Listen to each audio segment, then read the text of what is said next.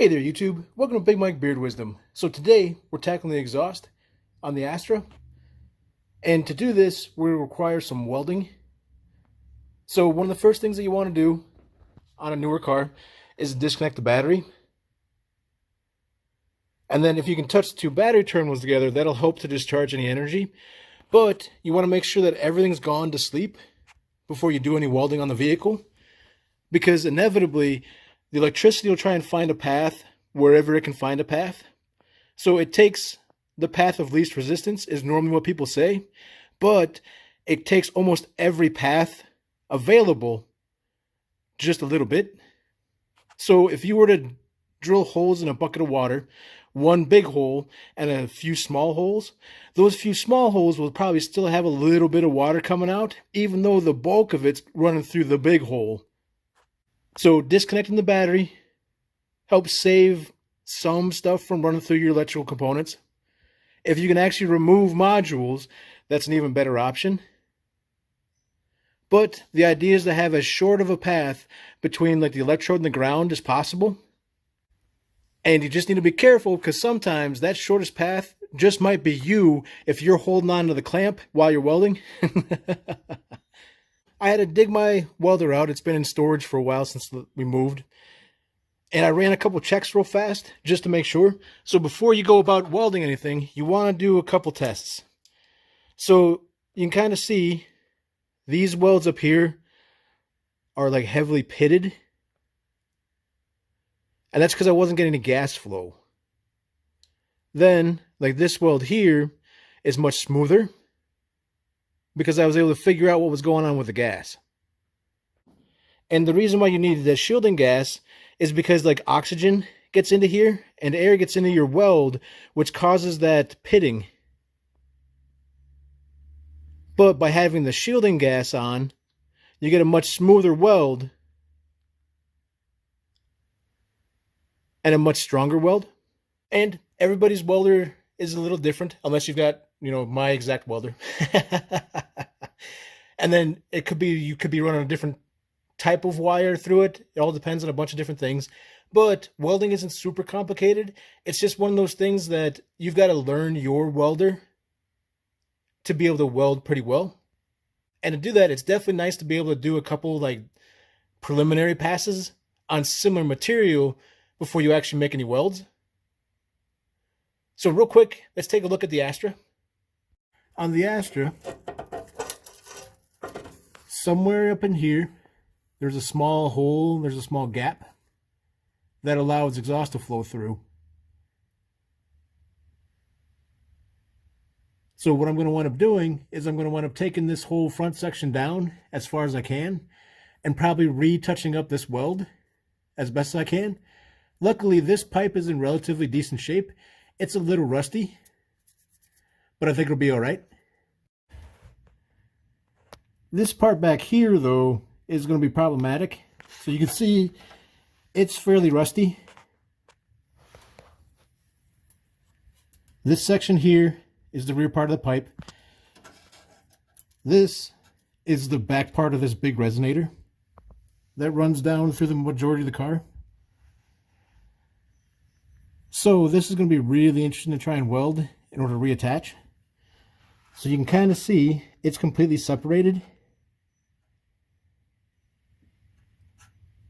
And what my plan is to run a couple tacks into this to hopefully build up some strength, take it loose from the hangers, drop it down at least a little bit, which I think it'll probably hit the axle back there. That way we get a little bit more space to weld on, and see if I can't get this to stick a little bit better. So with how this is deteriorating,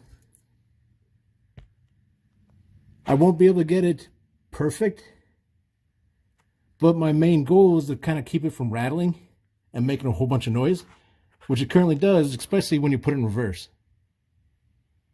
What I'll do real quick is I'll use these hangers. I'll clean a nice little spot up for the ground. That way it has good ground. And then I'll try and see if I can tack a few of these spots in and see if it sticks. There's a slight chance I'm just going to blow right through the metal if it's super thin and super nasty. but I'm hoping I get enough that it winds up being okay. And I'm hoping this winds up being close enough that I don't run a whole bunch of power through the entire exhaust and possibly through other body components. And then a quick word about safety. You're going to want to make sure that you've got an extinguisher somewhere easy to get to, just in case, especially if your walls aren't fireproof or fire resistant, and if they are very flammable wooden walls. And then as for yourself, you want to make sure that you've got a welding helmet of some type, probably some sort of welding covering, and gloves. Now, the big reason why you want to have these is that can burn pretty good, so getting a little bit of molten metal on you. But I've welded, especially MIG welding, and then formed just a little like cherry hot bubble at the end of the MIG wire, and then went to look at my work and then popped it clean through a pair of gloves and stuck it right in my finger. So that's extremely hot and can do a lot of weird things that you're like, how in the world did that do that? It'll find a way. So also, if you wind up welding, there's a chance you can't do certain medical procedures. So getting an MRI, you might not be able to get an MRI if you've welded in a certain manner within a certain amount of time. So keeping yourself protected, this will help keep any like little teeny tiny pieces of metal out of your body. And especially for your eyes. So when I learned to weld, we had to use the flip down masks. We didn't have nice helmets like this with like a little spider in it or something. So this one's pretty handy because it's an auto darkening helmet. But if you don't have something to help protect your eyes, if you get welder's flash, I've heard that it hurts kind of like having sand in your eyes, but it's constantly in there. So definitely use this whenever possible. The cool thing with the automatic welding helmet is that a lot of times it'll have a default level. So this is about a 4. It's that bright in here.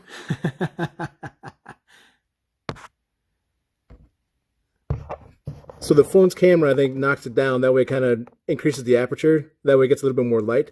But this is about a 4, probably, shade. So it's enough that this should be safe if you're grinding. And then once it's triggered, it'll go to one of these settings up here, which I've got it set to be a 10, which should be good for what I'm doing. I should still be able to see what I'm doing and maybe possibly see things around it still. But when it gets very dark, it is super dark. Sometimes it helps if you have a little bit extra light that you can throw on the project. That way you can see once the shadings hit. That way you can continue to see where you're welding once it's gone super dark.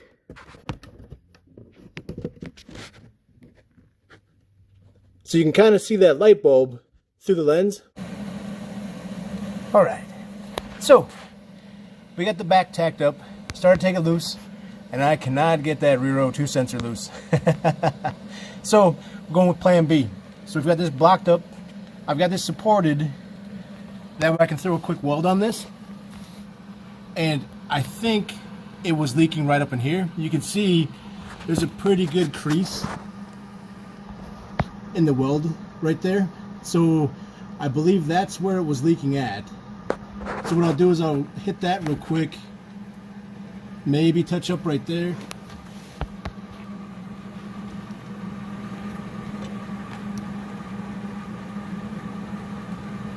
Because that looks like it needs a little love too, maybe.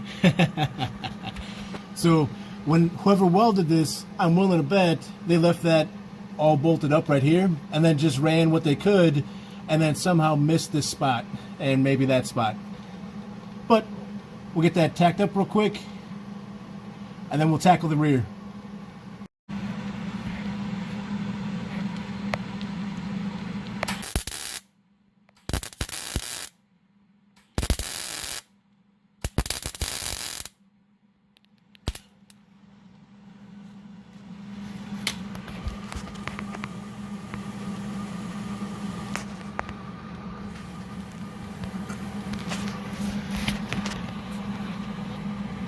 Smoking!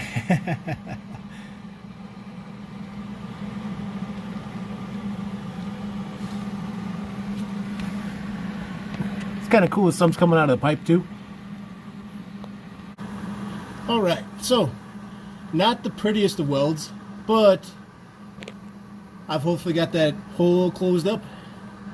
And with where this was, even I couldn't look at it with the welding helmet on. So the first few welds were done without looking, and the last one was done with you guys using the phone to block the arc blast, so I didn't see the actual arc weld. I was just going off of what I could see off the phone, which worked out pretty well actually.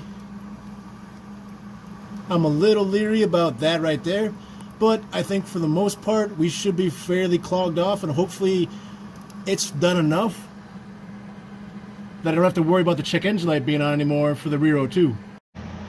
Alright, and then as far as back here, there's some really nasty rusty metal, and really you want to have nice clean metal that you're welding to, but if you're slow and steady you can get pretty decent penetration and lay some somewhat okay welds. These are not great welds but these are much better than having no weld. So this is moving along. I'm going to finish up the other side and then get everything bolted back up in just a minute. And then to finish this off, there's the new stud. Here's a 13mm nut for it. You can see I already put in a new gasket. Here's the old stud that I took out.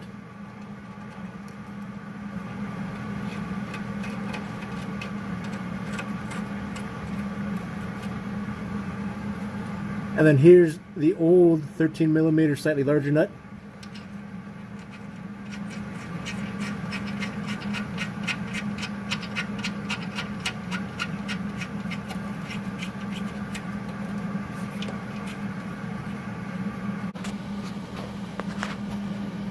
And with that, hopefully the exhaust is all fixed. Hopefully that check engine light we were getting due to that little bit of an exhaust leak is good and fixed. Hopefully the rattle way back there from where the pipe was separated is fixed. With that rear O2 sensor not coming loose, what I did was go ahead and disconnect the PCM just in case. So it's one thing when you're welding way far away from an O2 sensor. It's another thing if you're welding really close.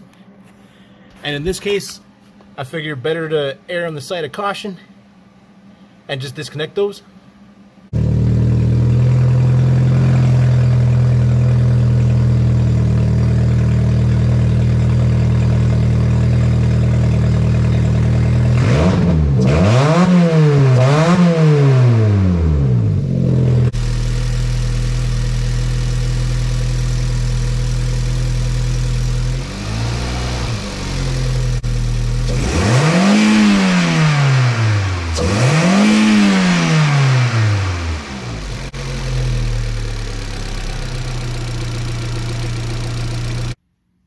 So that's pretty much it for the exhaust. Hopefully we're good to go.